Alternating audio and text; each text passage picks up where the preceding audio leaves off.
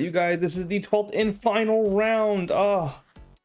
Please do me a big favor, smash that like button if you guys have enjoyed this booster box showdown. If you're new here and you're just seeing this for the first time, please consider hitting that subscribe button. And again, if you are seeing this for the very first time, somehow, some way, if you manage to find yourself here in round 12 for the first time, please go back and watch all of the rounds if you don't mind. Hell, just skip right to the end. Hey, we haven't seen this card in a while. Who's who? You can go ahead and skip to the end of the video where basically I lay out all the pricing for you guys. You will see how we got here. And this is, like I said, a really sad moment because I have enjoyed opening up One Piece so much. So let's get right into it, guys. Let's see. Is this the box we can finally pull a alternative art secret rare? Will we pull any new alternative arts for that matter? We pulled so many cards. We pulled a lot of duplicates. So I'm very curious to see if at all we can finally get a alternative art we have not seen before. This is something too that's going to really be interesting going forward for One Piece. If they continue to do all these alternative arts between leaders, the rares, super rares, secret rares, how does that affect pull rates? How does that affect prices long term? Of course, this is the first set, so because that high demand is so high, because there is such a demand for this right now, of course, prices are very inflated at the moment.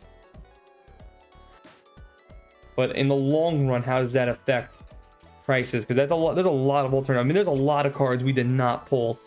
Speaking off the top of my head, we've only pulled 2 leader alternative arts between Monkey D. Luffy and, of course, the Zoro. Trying to think too, we also did not get any of the alternative arts of all the other leaders. We didn't get any alternative art secret rares. We didn't get any alternative art. Of course, we did not get the manga card. We did not get any of the alternative arts of the Boa Hancock. But there's a couple of cards that we really did not get. And typically when you buy a case, that's kind of what you're looking for. You're looking to get one of every card. So of course we could obviously do that here in this last round. We can solidify that by pulling an alternative art secret rare like Yamato. Would love to see Yamato alternative art. But like I said, there's a lot of cards we did not pull. Oh yeah. Love to see that again. Love to see Zoro. So sorry. In the beginning, we did not pull a lot of Zoro cards, and now we're starting to pull a lot of them, so that's good. Very good to see that. Trying to think, who else did we didn't get? We didn't get the alternative art of the Dracul.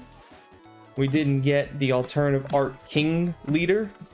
There's a lot of cards we did not get. Like, speaking of the King, there he is. Oh, no, wait, we did get King. I'm sorry. I misspoke. We did get King. King was actually in, like, either the first or the second round. Almost forgot. We did get King. Okay. So scratch that. We actually pulled a lot of alternative arts. But there are some we still have yet pulled. Nami, Boa Hancock, Dracul. Hey, Kaido. We pulled plenty of alternative arts. Kaido. That was pretty good.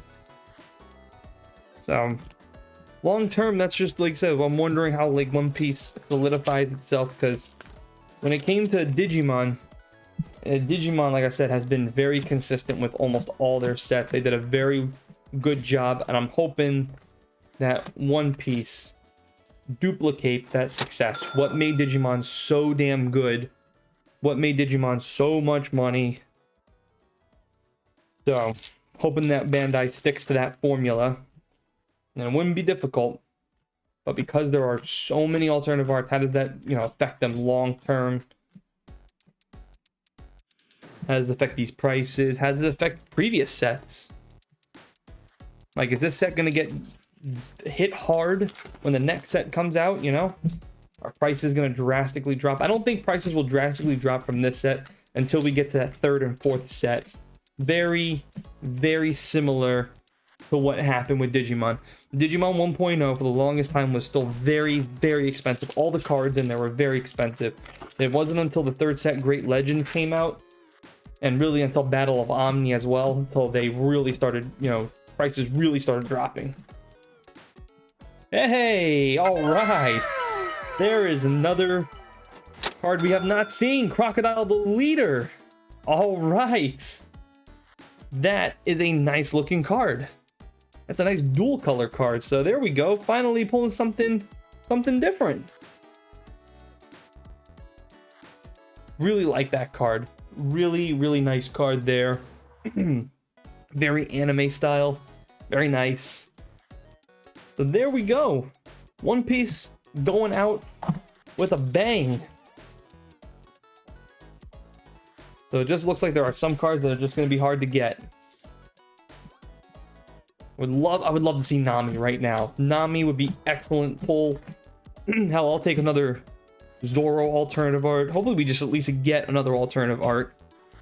I don't want a secret rare. I just want another alternative art.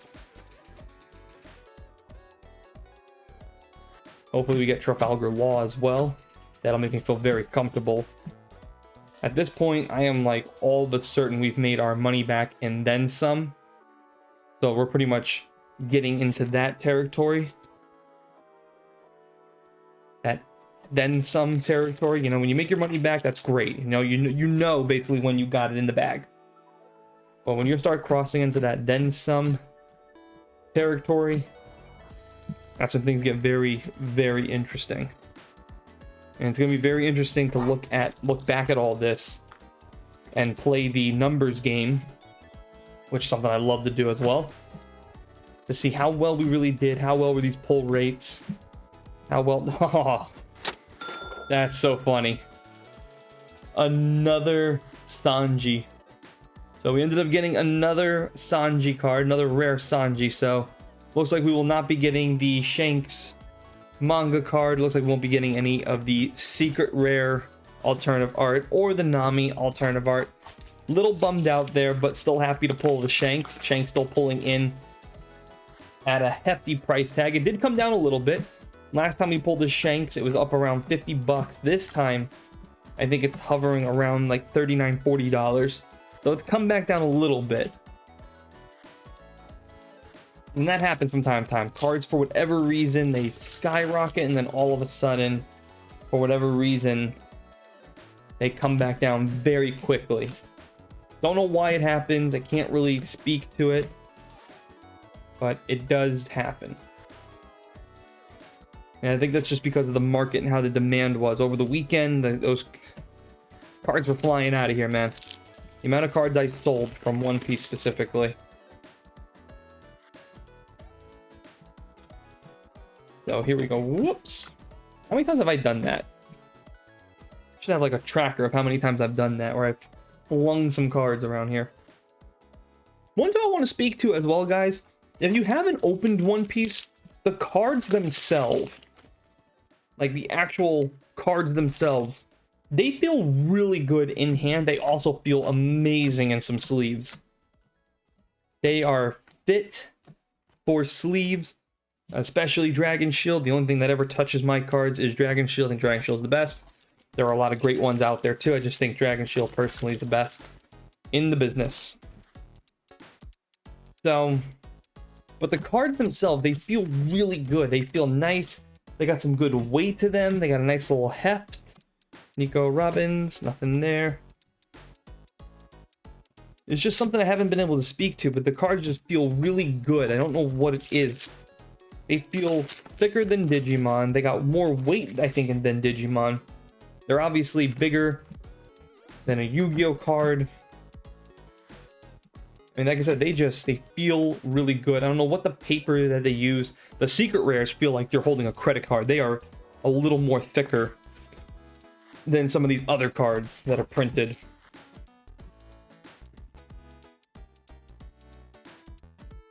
So here we go. We got one more pack after this, guys. Again, please smash that like button if you've enjoyed this. Again, Booster Box Showdown, one of my favorite things to do, guys. So if you also, too, if you know anybody you think that would like this, please share this video. Get it out there. Let them know, too. Don't forget, we're also doing a giveaway. Go back to the very first video made for the Booster Box Showdown, doing a giveaway. And that is it, guys. Let's get to the end of the video and see how well we did with One Piece. I'm looking forward to see what the total is as well. Well, how about that? One Piece going out with a bang. So total value pulled, guys, $206.04 for a sweet profit of $106.04. Gonna be no surprise here. We all know One Piece is definitely gonna win this round, win this booster box showdown with ease. Now, we're going to go ahead and get to the end of this video, you guys. Stick with me here because we're going to talk about the total numbers of One Piece. I'm talking about booster boxes 1 through 12. How good were these numbers? What was the total profit made? And then also, what was the average of each box? So stick around to the end and let's get to it. Well, you guys, that is it for round 12, part 1. We're going to go into the numbers here just in a little bit, but I do want to quickly talk about the phenomenon that is One Piece and why One Piece had so much success and why Digimon is starting to fall. I think One Piece had so much success, first of all, because it's a very popular anime, one of the most popular animes out there. It's also just the first of something new. What I mean by that is usually when something new comes out as far as TCG, the very first set and the second set are always so important to go ahead and collect and buy because those are the ones that are usually going to drive the market. And as you guys see in the Booster Box Showdown, in round 1, One Piece made $75.43, and from there, triple digits after that. One Piece only lost in the first round of the Booster Box Showdown. After that, it was a clean sweep, a gentleman's sweep after that. Reason why Digimon is starting to fall, and this is something I want to talk about a little bit too, is that I'm wondering too if Digimon's going to be able to actually keep up with some success, because now with One Piece coming out, and now with the new Battle Spirit Saga, which is another game by Bandai, Bandai now will be in control of 3 different games. One Piece, Digimon, and Battle Spirit Saga.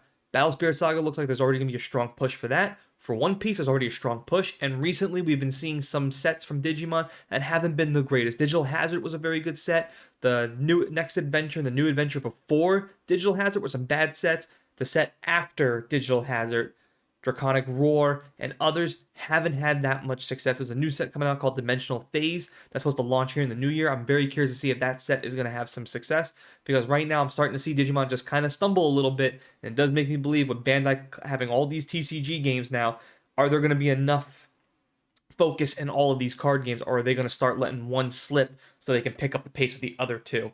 We're going to find out, but let's go to boxes 1 through 12 here in One Piece in the Booster Box Channel. Let's see how good these boxes really were. Alright, you guys, and here we are at the numbers. These are boxes 1 through 12 for One Piece, and there is a lot to like. Other than round 1. Round 1, you guys can see, it was $75. That was the beginning. And then all of a sudden the hype took over for One Piece. I'm also highlighting box 10 right there, as you guys can see. That was the most profitable box at $343. So the cheapest box was box 1. The best box was box 10. And you guys can see triple digit value other than box 1. Amazing value here for One Piece. So of course, those are some very good numbers from One Piece. So if you combine all of those numbers, what does all these numbers mean, right guys? So here on this screen is the total value. Remember, we did spend $1,200 for this entire case, $100 per booster box.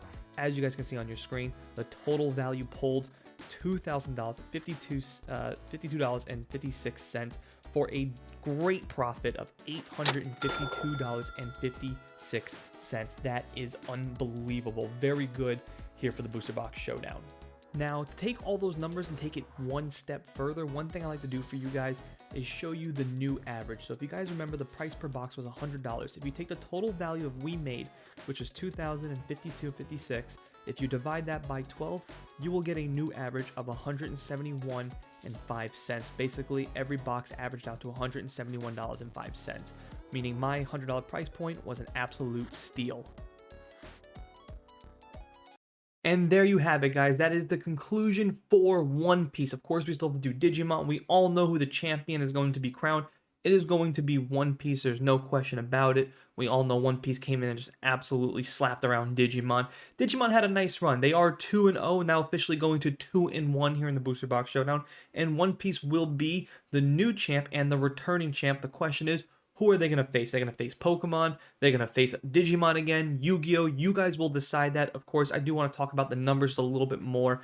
That $100 price tag that I bought it all at, that was phenomenal by myself. I did not really anticipate One Piece jumping up that high. I knew it was going to be popular, just didn't anticipate it really just jump and take over that quickly. Of course, if you guys can find One Piece for about $170 or less, that means you guys should go out and buy that booster box. Chances are you're probably not going to find it at that price. It seems like right now you're going to find it for that 200 or above price tag, which means if you are looking to buy some One Piece, two things. Number one, buy singles. Do not buy booster boxes. Do not even buy the starter decks right now, because they are going to make another wave of these booster boxes and another wave of all these starter decks. You're just going to have to show some patience, basically. And it also means, number two, wait till about the third set. If you really want to get into One Piece and you really want to actually play or collect the game, wait till about the third set. I think we have Paramount War that's coming out in, I think, March, and then in April we have another set called Pillar of Strength. By the time April comes around and Pillar of Strength has been released, I will almost guarantee that you will start seeing One Piece Romance Dawn, the first set. You'll start to see those prices really start to tank. This is very reminiscent of what Digimon did when they burst onto the scene. Set 1.0 and 1.5 were selling over $200 a booster box. Now you can get it for about $75, $90, no problem. And that's because after so many sets start coming out, all those cards that were in that first set start to become obsolete and no good. Decks start replacing other decks. The meta starts to change. You guys know how it kind of goes. But really just a phenomenal job by One Piece. Of course, it's always going to be really crucial to see if this success can continue on, especially with Bandai now having control of Digimon, One Piece, and of course, in March, we're going to be getting the Battle Spirit Saga. So I'm very curious to see how Bandai can actually uphold this momentum. They are definitely looking to really just wedge their way into the TCG market. I think that's a great thing. I think Konami, Wizards of the Coast, Pokemon, I think they've gotten too big, and now they just know that they can just slap that label onto about anything, sell those booster boxes to a bunch of people. People will buy it up, make content. Of course, I'm guilty of it as well, but I would like to see more competition, because more competition should mean better product in the long run. That's why you don't see me normally open up Magic the Gathering or Pokemon on there, because I just think that I just don't see that the value is just there right now. You'll spend $120 on a booster box, and you'll only get about 50, 60 or less than that sometimes in these booster boxes, where again, One Piece, buy a whole case, you're definitely going to make your money's worth. So really curious to see how the rest of this kind of unfolds. Of course, part 2 of this conclusion will be dropping very soon. I think it's probably going to drop that Digimon tomorrow, and of course I'll go through all the numbers. As always, guys, if you like this type of content, please do me a big favor. Just smash that like button. It's the easiest thing you can do. Help out the YouTube algorithm. Subscribe if you're new here. Share these videos. Do all that kind of stuff. I got some new content coming out very soon for you guys. And of course, I'm going to be doing some giveaways very soon as well. As always, guys, thanks for watching. Thanks for listening. And I'll catch you guys next time.